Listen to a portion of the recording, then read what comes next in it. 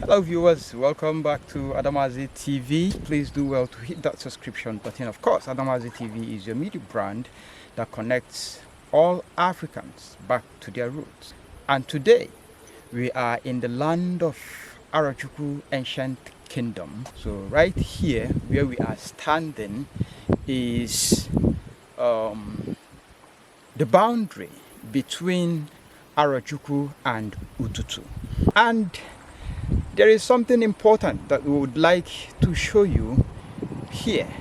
All right, when you walk down through this way, there is a river, a famous river known as Miri Aboma.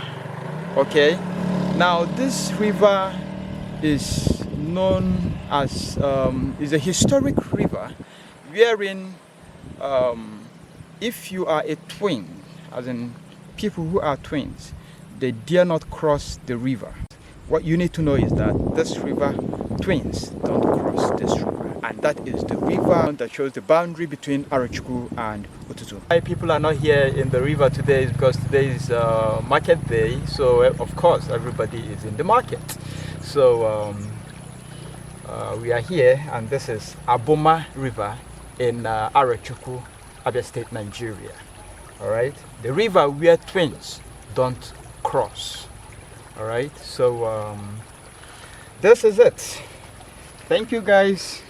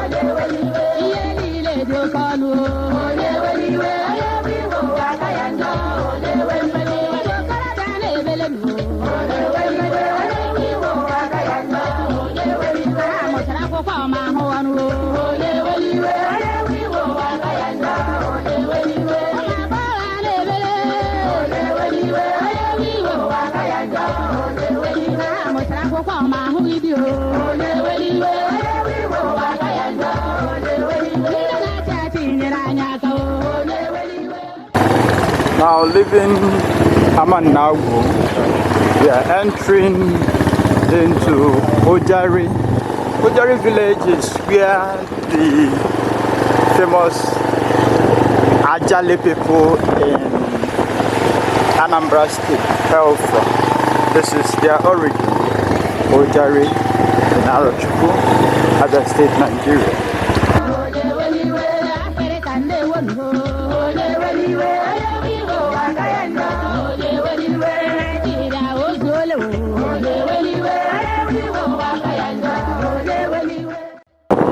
Here live in Ojari village. This is Ojari, Arochukwu.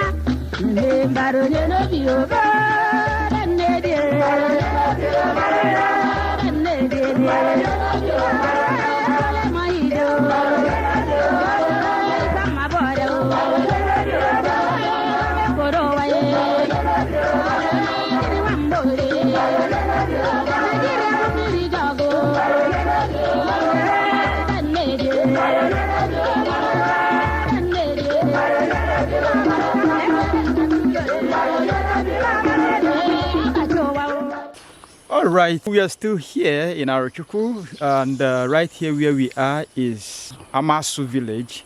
Amasu is one of the villages that made up the 19 villages in Arochukwu, of course. And Amasu is a peculiar village, a historic village. It is historic in the sense that this river here that you are seeing links to Cross River. All right, so back in the days, the white people they traveled via this river that you're seeing here, the famous Mary Slessor of the blessed memory. She walked through the same river you're seeing, plied through this river. As you can see, this is the boat that were used back in those days.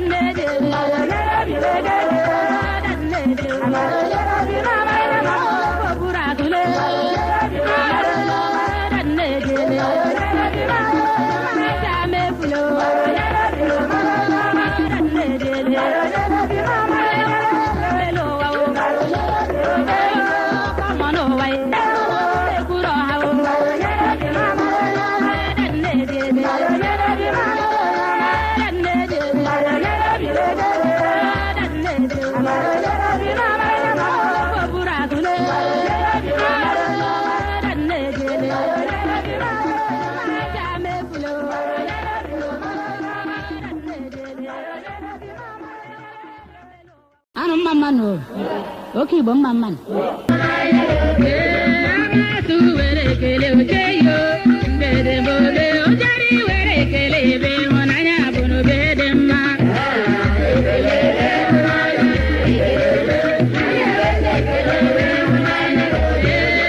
Igbo were kele ojeyo, bede bole ora were kele be onanya bu bede ma.